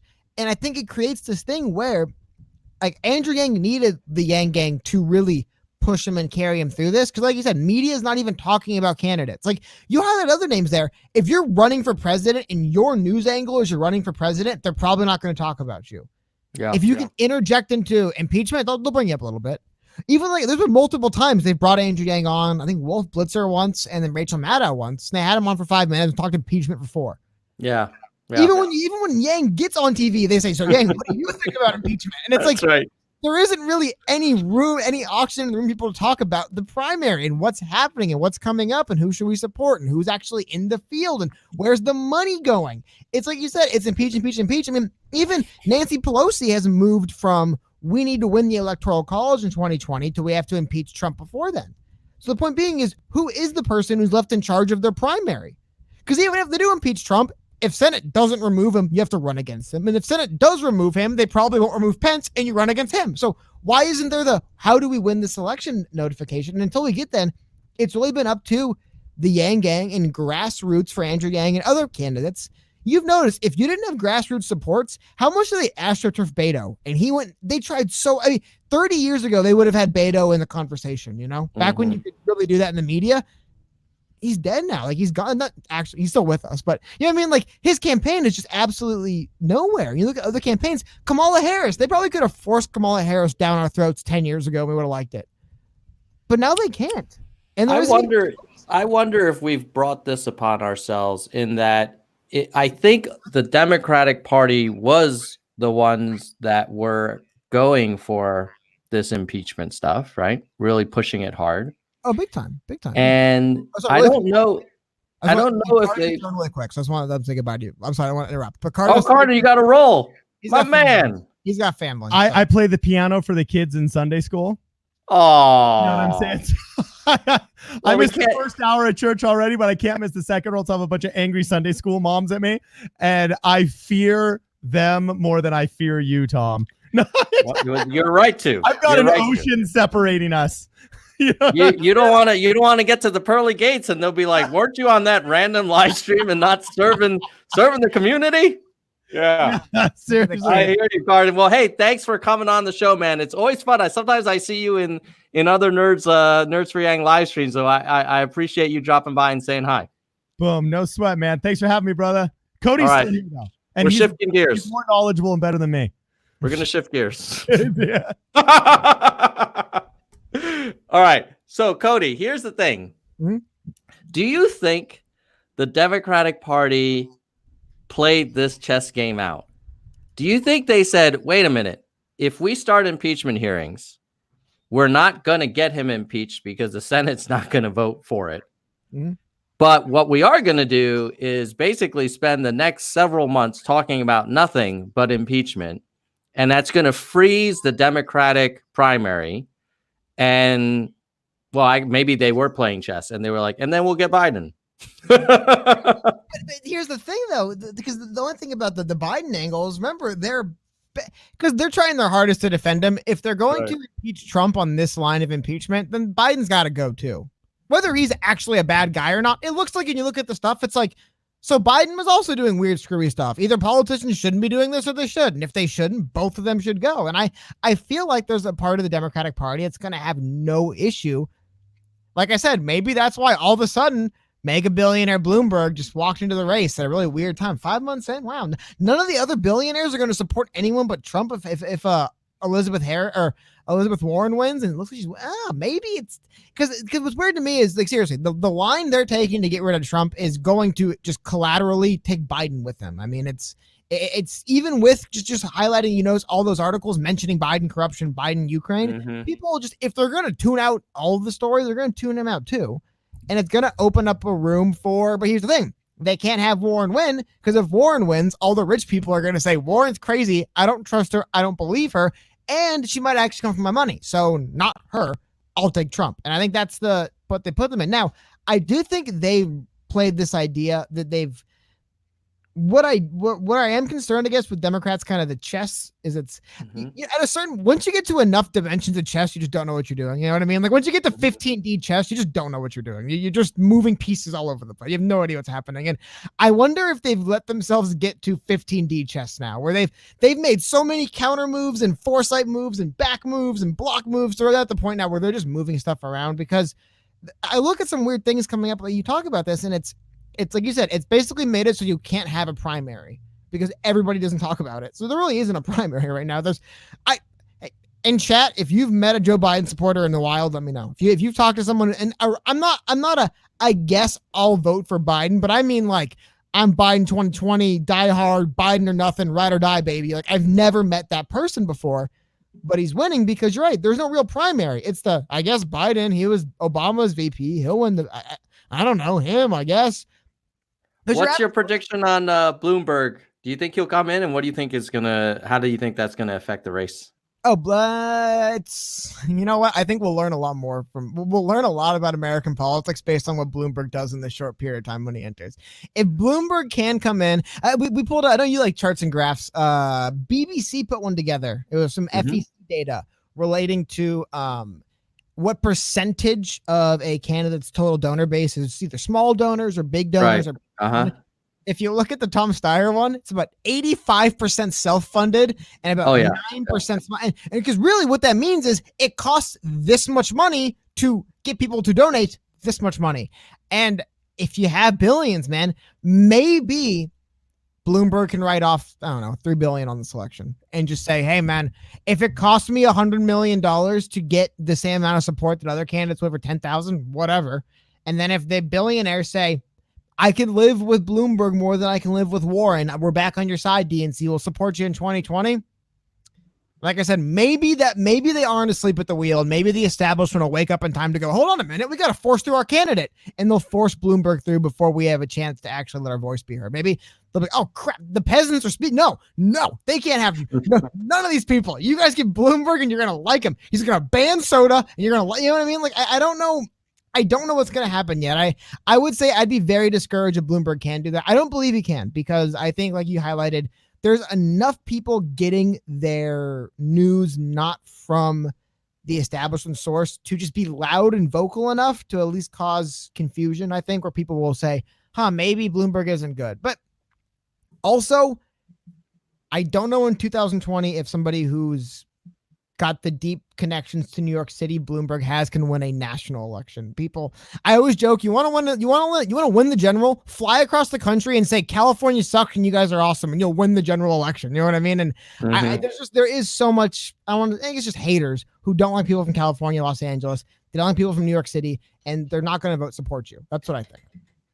So my concern with Bloomberg entering is unless Biden drops out, which I don't think he will, you end up having Biden and Bloomberg splitting the moderates. Yeah. And then you may have an opportunity for Warren to pull away. Mm-hmm. And oddly enough, Bloomberg would only come in because he's worried about Warren. Yeah. But if he does come in, he kind of helps Warren, unless he and Biden have a deal, which is like, hey, if I come in, you got to go out. But Biden doesn't seem like, I mean, he made the decision to run. He's number one in the polls. Like, why would he be the one to kind of drop out, right? I almost feel like Biden is doing some of this stuff because he's just like, can I please fall to like third in the polls and drop out now? Like, just please stop just saying, yeah, Biden, I guess. Like, I don't want to be in this. I forgot who said it, but somebody said this. I thought it was a great take. And I said, I'm not convinced the Joe Biden campaign's real. And the more I think about it, I'm like, yeah, he doesn't really raise that much money for being the front runner. He sure spends you think he secretly wants to get the hell out of there? You think he has buyer's remorse? I think it was a little bit of, Joe, you got to run. Come on. You got to come bring the party back. The party needs you. And he's like, okay, if the party's going to back me on this, I'll run.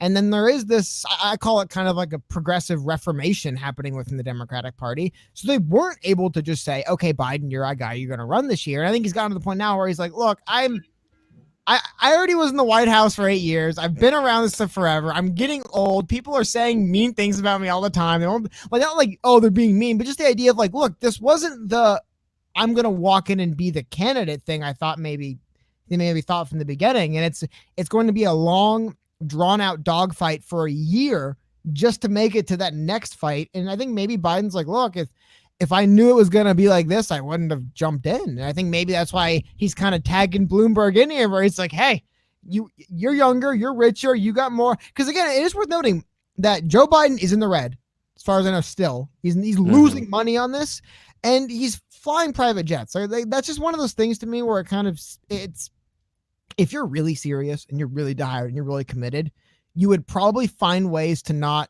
lose money flying private jets to these functions. I don't know where he goes. I barely see Joe Biden. And every day I look what's happening on the 2020 trail, and I never see Joe Biden. When I type in Joe Biden to find out what Joe Biden's doing on the campaign trail, I get 40 Trump impeachment articles. When I type in why is Joe Biden running for president, that's what I find out. And it's just weird. Like I said, like he needs to prove to me he actually has a real functioning campaign. I believe in Iowa, his campaign manager in Iowa, his last campaign in Iowa was like a decade ago, and he doesn't live in the state. Like he is. The more I learn about the Joe Biden campaign, I'm like, this isn't a real earnest attempt at winning the nomination. He's just kind of here. There's never big real life. Agree with you. He's not running what looks like a winning campaign for sure. I find it, as much as I would love to see him drop out, because then I think actually Bloomberg would be a pretty interesting candidate in the race. This is a guy that's run for president like multiple times, you're right. And so he clearly wants that job. Yes, he was in the White House, but he was VP. It's probably not like being on the Iron Throne, right? And, he made the call to get in, and there's pride. Like, who wants to be the guy that drops out, when you're number one in the polls? So I kind of worry that he won't drop out. I worry that freaking Bloomberg will come in, and that will now suck up more oxygen. So then we're not going to talk about Yang. I don't know if you saw already. Morning Consult came out with their every week or so. Morning Consult has their head-to-heads. Trump versus X.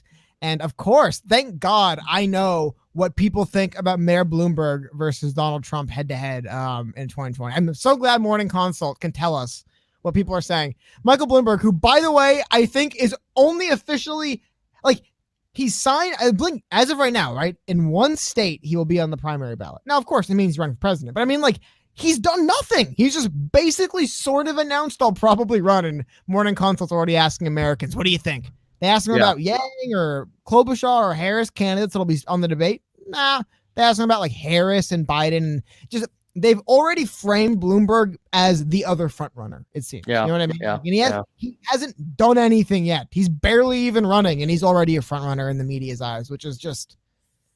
And that's great. We get another 70-something-year-old in the race. Like, what is going on? Well, I love it. I think it was MSNBC had a graph, and they showed like it was like a bar graph of like Trump is worth $5 billion, Bloomberg's $60 billion. Like, why is it good now that there's Bloomberg's the bigger billionaire? Like, this is a good thing now that we're choosing between one billionaire or another billionaire. Like, it's funny how the media is already trying to find their different angle. Like, how do we convince people Bloomberg's actually good? You know, he's richer than Trump. Like, I don't care. He's still a billionaire. What's he going to do for me? Okay, well, and then they're going to just run through him, man. They're going to say, you should like Bloomberg because of X. You should like Bloomberg because of this.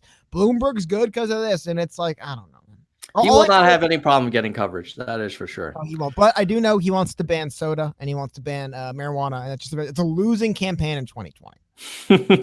My stance is on both the side. I just know people like those things. And they're probably going to be like, if they don't like, try banning soda, man. That only angers people when you ban soda. I've never heard of one time when soda got banned, even though I'm not going to lie, I'm kind of for it. Still, it just makes people mad. It doesn't work. I just think. Yeah. Well, I agree. This banning soda? I actually have mixed views on that one because I do feel that we as Americans consume way too much sugar. And I believe that it results in higher rates of diabetes and health issues, and that contributes to higher healthcare costs. But should we ban it? I don't know. I just wish Americans would. I think we could be healthier. I think we could make healthier choices. I agree. Yeah. And again, full disclosure, it's one of those things. I have maybe like a can of soda a month. So of course, ban it. I don't care. I don't even drink soda. Go ahead and get rid of it. You know what I mean? But I get some people like it. But like you said, it is. I think that's the worst part of our current healthcare conversation is this acceptance that, an adult human being in America should be seeing a doctor, I don't know, 5 times a month, and they should be a multiple. It's like, well, hold on a minute. Maybe we should be striving to be a healthier country where this totally. Burden of care is not as necessary. And then when it is necessary, it's easier to get to people. I don't know. No, I mean, you look at the rates of obesity in the U.S., it's really kind of very childhood obesity even. So, and then people, the one thing that I just being a sports fan, that to me, that just says, talk about all the internal issues, but like, what's expensive when you have to get like hip replacements and knee replacements, bad shoulders and backs. And like, that's just kind of one of the things I think from chronic on health. We just kind of factor in, you're old, your knees are bad. It's like, yeah, man, but you shouldn't need both replaced. Like there seems to be this disregard between people get sick sometimes. Yes, they do. And then people are always sick all the time. It's like, well, that's not how things should be. Again, I just think it's a failure as a culture to not have a more of a focus on, we should be healthier and have better healthcare, not just the healthcare should compensate for our unhealth. Yeah, totally. Well, look, we are getting close to time to wrap things up. But before we do that, I did want to see if anybody in the chat had any questions, that they had topics that they wanted Cody, you and I to discuss. And while we wait for any final questions, let me ask you this, Cody. If you had to predict the outcome of Iowa, what would your prediction be in terms of, like, let's say the top 5? Top 5 today? And in order that you think they'll come in. If I had to guess. So today, really quickly, just while I'm thinking and buy myself some time here, currently it's broken down Warren, Buttigieg, Sanders, Biden, Klobuchar, with Harris, Steyer, Gabbard, Yang, Booker kind of in the trail. So I think when we get time to vote, I am one of those crazy people who thinks Biden will be out of the race. This is I'm not going to count Bloomberg yet because I don't know about Bloomberg yet. Honestly, if I had to guess today, as much as I hate saying it, just the way things look today, it would probably be, I'll go a little bit with a hot take. I'll take the Buttigieg upset at about 21%, and then we'll probably have Warren at about 17, and then Sanders probably distant at low double figures is the top three. Wow, so you're predicting a Buttigieg win. Before we see a lot of, I'm saying just the way I'm looking at things today, the way things are currently going, I think Warren beats out Sanders in the Warren-Sanders battle nationally, and it'll happen also in Iowa just due to the fact that establishment likes Warren. And then I think Biden will be out of it, and I think Buttigieg is the one. And I think the collateral of the Warren-Sanders battle is going to be Buttigieg just kind of sneaking up. Buttigieg performs so well in Iowa. It's ridiculous, man. Like I think this would be one of those elections where a guy wins Iowa and goes nowhere and has no chance of winning the primary. But it does look like just Iowa is one of those states where they really seem to like Pete Buttigieg. And I think end of the day, he will have enough moderate sound bites, enough who even wants to be in Medicare. He'll have enough of those to win in Iowa that's already really open. That being said, this is not counting what the impact of the Andrew Yang ad blitz is. Because someone on Twitter brought this up. It was fascinating. And they said, if you go, the amount of YouTube traffic in Iowa basically is just like pitiful. Like people don't know in Iowa. So where Andrew Yang does well, they're not there. So when Andrew Yang goes to where they are TV, if he jumps up to 9-10% as a result of those ads and he explodes, then I think he's on track to maybe either win the state or come in the top three. But as of right now, I think Buttigieg does it, man. Yeah, and what place do you think Yang will come in? It's based on the Buttigieg model. I think Yang will probably be about 5th place. I think he still beats out people like Gabbard and Steyer and Klobuchar and Harris. So maybe 4th place is where I have. You know, it's amazing. Like when you look at that Quinnipiac poll for Iowa, I mean, he's in 9th. Oh yeah, but it's a dense. I mean, he's in 9th, but he's in a three-way tie at 3%, and then Klobuchar and Harris. Like it's everyone. Again, that's what I mean. It's really hard to predict because everyone is right here, and kind of like I said, as you get to time to cast that ballot, we're going to see the people that. I think when it comes time to seriously cast your vote, Steyer goes from to a kind of functional 0. You know what I mean? Like, I think when it comes to voting in a primary, the amount of people that are actually going to say, I want Tom Steyer to be president because I just do because I saw a lot of his TV ads. You know what I mean? Like I think he's functionally a 0. I think the one thing it does separate is Yang is the kind of candidate people will say they're going to vote for in a poll and then show up to vote for. There's a lot of candidates. I mean, just look at 16 where, yeah, I'll go vote for this person. I'll go vote for Hillary. Did you? No. Like, there's a lot of I will go vote for this person theoretically in this election that doesn't actually exist. And then will I show up on the ballot box day? I think Yang has got a higher percentage of those voters than probably someone like a Harris or a Steyer or a Klobuchar even. But I do think Buttigieg, even if in the other timeline where the Andrew Yang ads absolutely take him off like a wildfire, which by the way, I kind of think might happen, I still think Buttigieg is probably 2nd, 3rd. Like he's going to do very well in Iowa, which is funny. I think he will not perform as well otherwise, but Iowa, man, they love him. Yeah. I'm going to agree with you that Buttigieg is going to perform really well. I'm not going to give him the win. I'm going to give Warren the win. I'm going to give Buttigieg 2nd. I'm going to give Bernie 3rd. And I'm going to give Yang 5th, which actually I would be okay with. Because then I think that would position us hopefully to be 4th in New Hampshire, 3rd in South Carolina, and then really crack shit up in Super Tuesday. Oh yeah. But that would be great. But so at the end of the day, like we gotta perform in the next few weeks, man, because time is running out and we're getting into the locker room and the stadiums, like people are starting to show up. As we speak, man, his $1 million Iowa play is underway as we speak.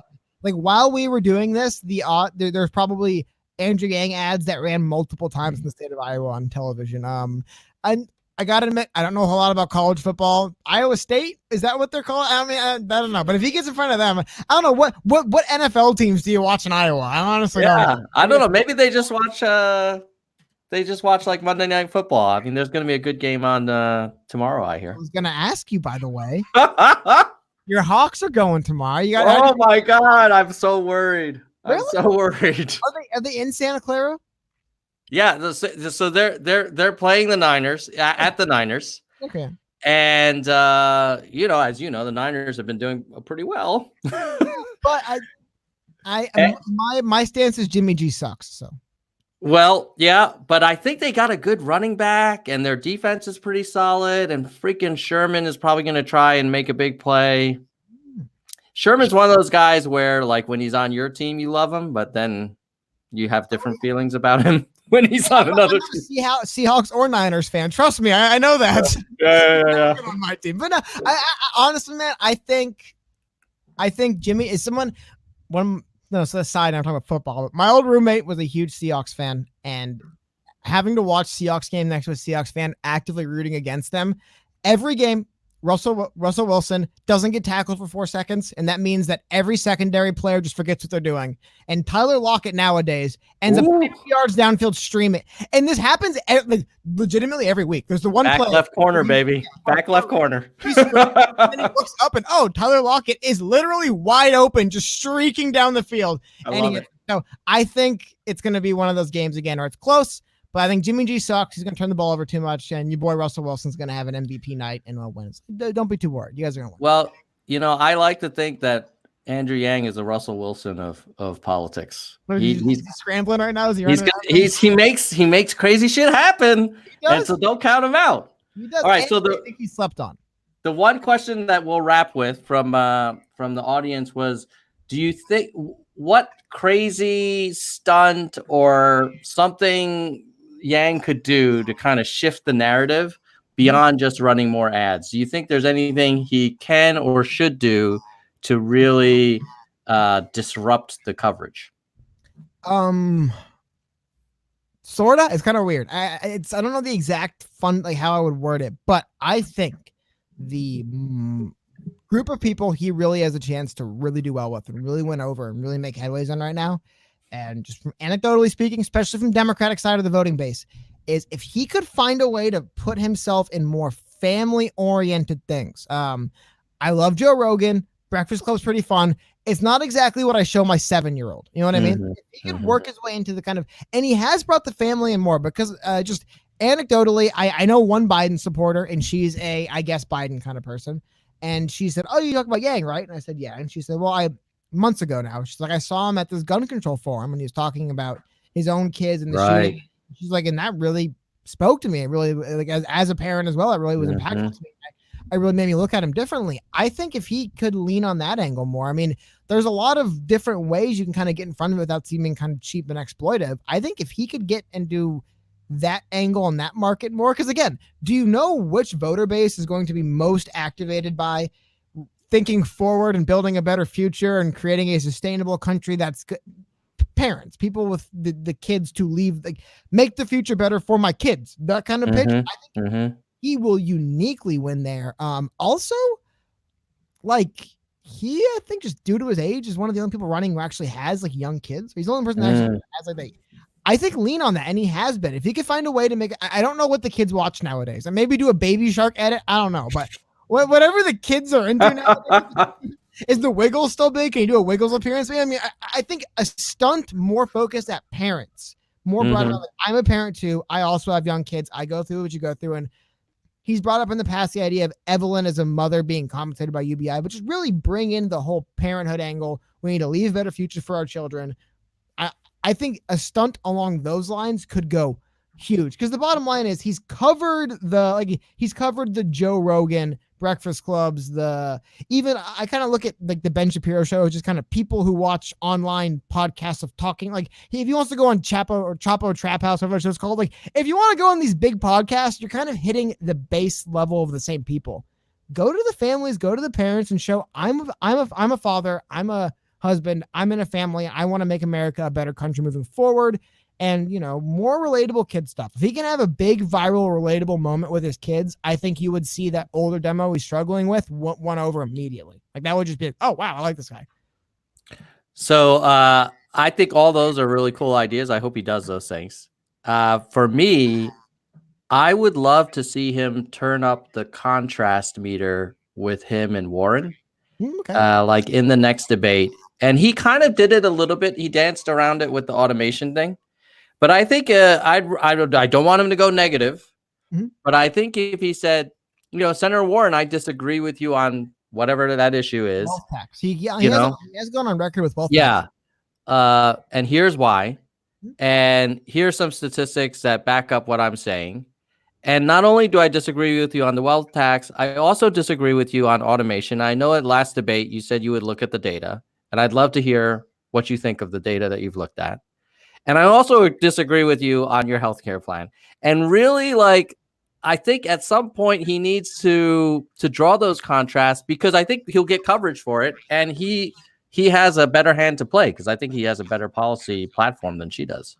Oh, big time. And also kind of speaking to what you were saying, I also think it's really good for him. It's just in general, he needs to let people know that, look, there's 20 or 17 Democrats running for president, but we're not all just the same person running for president. I think that's a great way to say, look, Warren's one of the front runners, but just because she's a Democrat, look, we disagree on how we want to address healthcare. We disagree on X, we disagree on Y. Because I think there is some people who look on stage and they see, well, everybody wants Medicare for all. I don't get it. Everybody, I think one of the worst things early on in the cycle was for multiple reasons. They asked, I think they asked them to raise their hands who wants to give healthcare to I forgot what the actual wording was.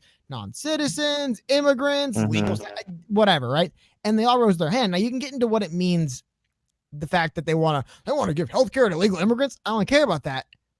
As a voter, if I'm looking at 9 people on stage all raising their hand, it's like, so why are we here again? You guys all just going to get on stage and go, oh, I agree. Medicare for all is a great idea. Like someone, Yang needs to put his foot down and say, no, look, I'm not just, a vote for me isn't just, oh, I'm the Democrat. I support Medicare for all and I support immigration rights. Like he needs to put forward, I have actual policies that make me different from these other people. I'm not just up here because I got my crazy kooky YangGang, but I'm going to go up there and say Medicare for all and whatever Bernie Sanders said. You know what I mean? Like he needs to show I'm not just I have a plan for that. It's Bernie Sanders plan candidate that a lot of the kind of modern progressive-y left type, progressive Democrat types running are kind of like. Warren's the worst, but a lot of people are kind of like, oh, remember Bernie Sanders said 5 years ago? I think that too now. And I think a great way for Yang to get across that there's a reason to vote for him is that, no, I am different. I'm going to bring a unique angle to the party, and I'm going to put a new, different kind of shift in perspective that we can win with. Not just not quite as bad as Hillary, but a lot of the same stuff. You know what I mean? Like a lot of different things. So I agree. Putting his foot down and saying we're not the same. I'm not just another Democrat. I'm a unique candidate with a unique view. Is kind of how you especially if he purposely draws contrasts that aren't about UBI, and then that'll show kind of the breadth of his policies. So yeah, hopefully we'll see some great big time players make big time plays, right? So November debate's coming up. And the other thing too is you brought up about 32 days. I think the 14th in December when they have the cutoff debate. There is another debate. He will be out before that. Well, he'll have one more chance to make his. Because I will just say, anecdotally, as someone who views my own sets of data and analytics, people do Google Andrew Yang after these debates. I can attest that people do go to YouTube when they type in Andrew Yang after these debates. Like the debates do well for him, and I've been critical of debate performances. I thought the last one was better, but he hasn't had that breakout performance on the debate stage yet. He hasn't had that. The I have the data was okay, but like if you weren't someone who knew about Yang, you would just kind of overlook. Like he hasn't had that, and that girl was me. Now, maybe that's the kiss of death for your campaign when you have that moment too early on, but I think it's getting to the point where he could step forward and say, no, there is I think like you said, if there's a moment in the debate where everyone's kind of arguing over who agrees the most, I think if Andrew Yang can step in and say, no, there is another way to go about solving this issue, and here it is. It isn't just this. There is another path forward, and this is my path.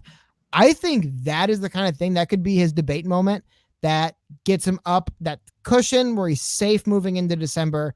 And then, like you said, man, burn that money, run those ads and keep going up. But I think that window's open. And I agree, man. I think it is really important for him to let people know. I'm not, because I have to admit, as someone who follows the election a lot, even if you were to blind test me on Warren and Sanders policies, there'd be a few where I'd be like, it's one of them. They have like the same one. You know what I mean? Like there's a lot where if you were to just blind test, you'd be like, wow, they have a lot of similar stuff.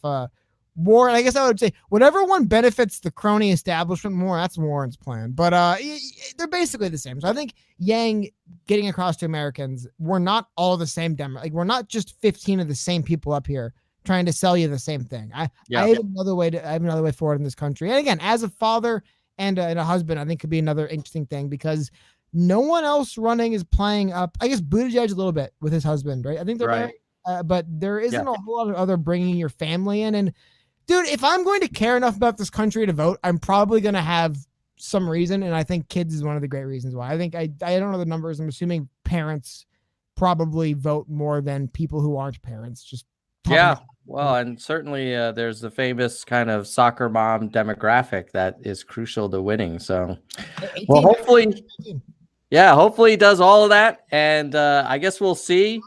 Cody, the Oracle, thank you for joining us on Nerds for Yang. I should tell you that you and Cardin set a new record. I've never had 500 concurrent people on the Nerds for Yang stream. Wow. And a lot of people were saying, oh, PSP is my favorite thing. It's so great that you guys are doing this together. So I'm glad we were able to reconnect. And I hope it won't be our last one, and we'll have many more to come. No, of course, man. Well, hold on. I think the Rams play the Seahawks one more time, right? So we definitely got to touch in there. I still think my Rams got an outside shot, by the way, of taking the division. So what? Really? Yeah. Okay. They are 2 game-winning field goals away from basically being in a 3-way tie. So I mean, like I know. I agree with you. They had the loss to the Hawks was you should have had it, but your record is your record, man. Yeah. But it's also half a season, man. I don't think the Niners go 16-0. I don't think the Hawks go 14-2. So I think a 12-win season, which the Rams are in position for, could be enough. All right. Well, I respect that. The Rams are definitely a respectable team, and you don't have a Russell Wilson, but we do have an Aaron Donald. So yeah, he's badass. We have defensive X factor. He's badass. Yeah. Oh, there's a chance. All right. Well, we'll continue this conversation, and hopefully Yang will for sure qualify for the December debates and have a great Iowa. And then our teams will continue to do well, and you guys will make it far enough that you'll be satisfied. Oh yeah. Well, I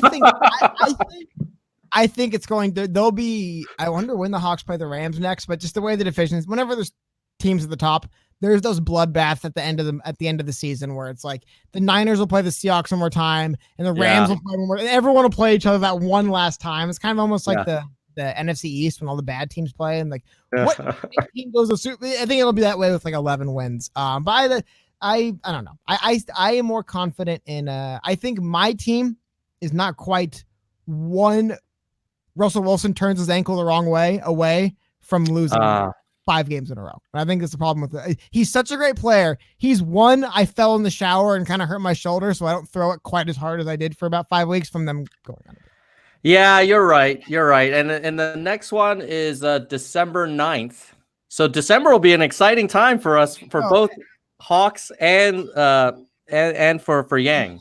And that's it. Like I said, end of the season, man. That's like what, like week 13 or something like that. Like, it's like the end. So it's getting close. So like I said, we'll have to around that time. Also, I want to give a quick shout out. People know Yang already shouted it out himself, but not today, but a week from today, the 17th in Las Vegas, there's going to be a big Yang event, and you guys are somewhat in that area if you want to keep your eye on it.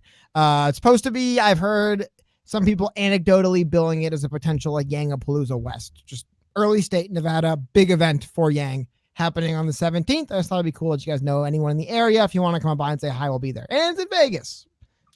You know what? There's always a reason to go to Vegas. I think I was thinking Vegas is probably an easier draw than Des Moines in November. Completely. Okay, you want to go to Des Moines, Iowa in November when it's raining? Not really. Is there a good reason?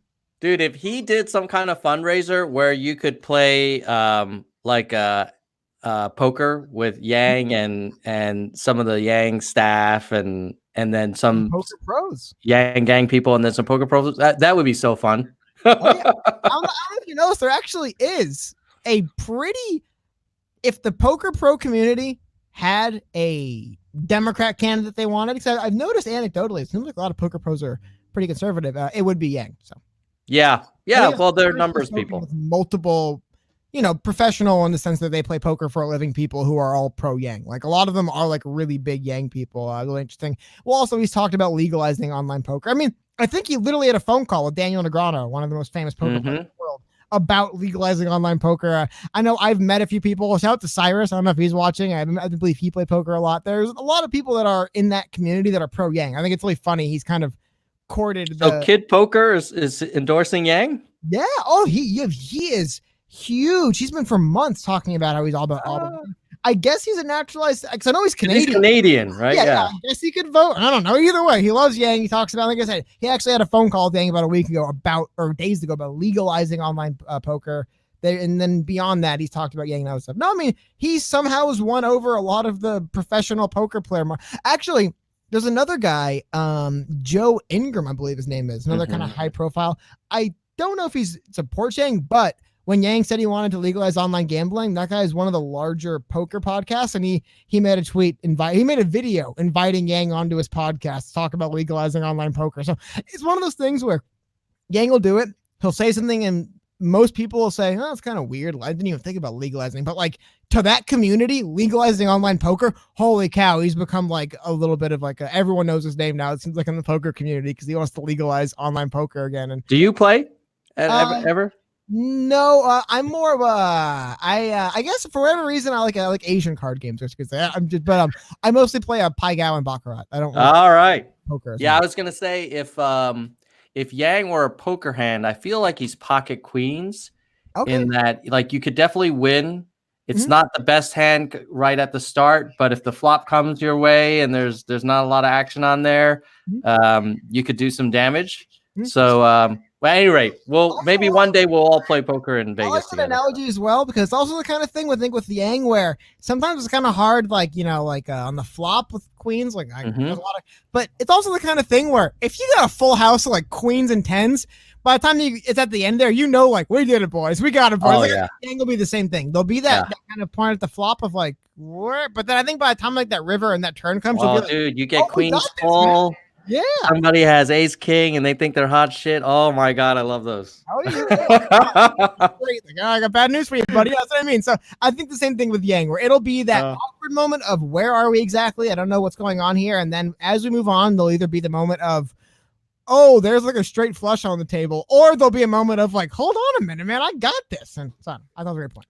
Well, we will see you guys all next time. I should also say thank you to all the mods who've been helping with the chat. I know. I sort of noticed there was definitely some spirited conversations, and we had to do our best to keep it on above board. And let's see everybody real soon. Check out Problem Solver Politics if you haven't already. They're an amazing channel, one of the original YangGang channels. Great content, fun conversations. Obviously, Cody. By the way, I should tell you, Cody, there are some people in the chat room who find you very attractive. I think some of the ladies in the chat room. You know what I always tell people?